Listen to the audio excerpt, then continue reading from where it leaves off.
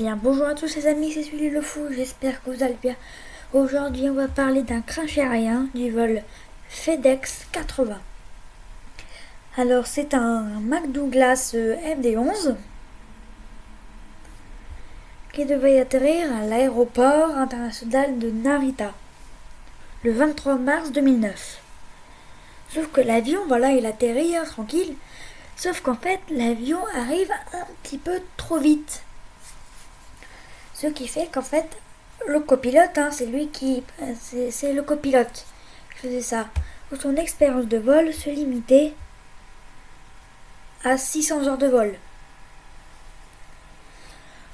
Le commandant, lui, en avait 2 fois plus.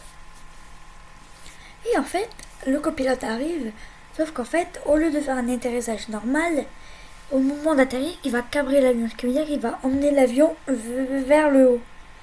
Et en fait, comme il arrive trop vite, les roues vont rebondir sur le sol.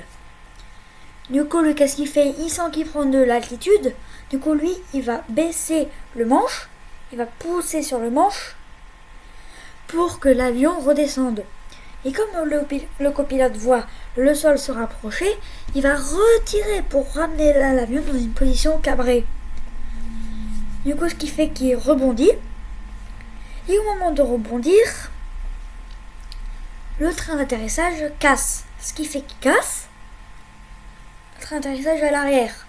Du coup, l'avion va commencer à perdre son équilibre et le réacteur gauche, et bien en fait, il a pris feu. Ce qui fait que l'avion, après, il a continué. Les pistes de cet aéroport ont été fermées plusieurs heures après l'accident et de nombreux vols ont dû être reportés. Le commandant de bord et le copilote, les seuls occupants de l'avion, ont été tués sur le coup. Il n'y a eu aucune victime au sol. Il s'agit du premier accident mortel survenu à l'aéroport de Narita.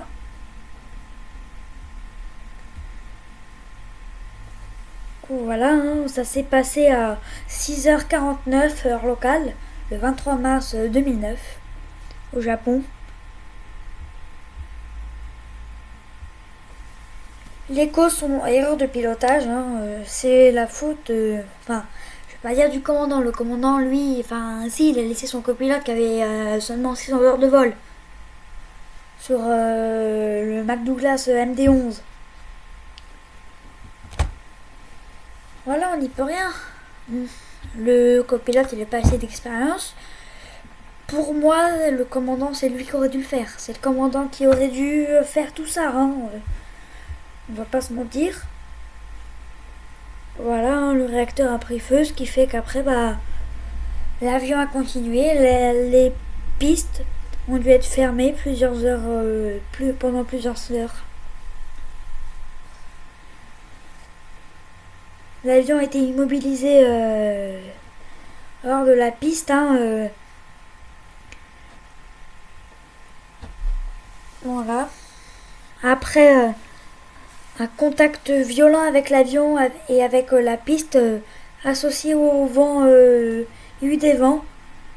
Ce jour-là a brisé l'aile gauche et a fait retourner l'appareil sur le dos.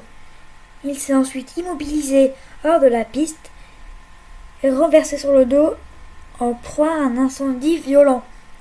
Il y a eu un gros incendie parce qu'un réacteur, quand ça prend feu, c'est pas un petit truc de cuisine, vous voyez, c'est pas un petit truc, tu jettes de l'eau puis c'est fini. Non, un avion, c'est pas dire beaucoup pire. Mais un avion, t'es dans les airs, tu sais pas si à un moment, tu vas pouvoir encore contrôler l'avion, tu ne sais plus. Voilà.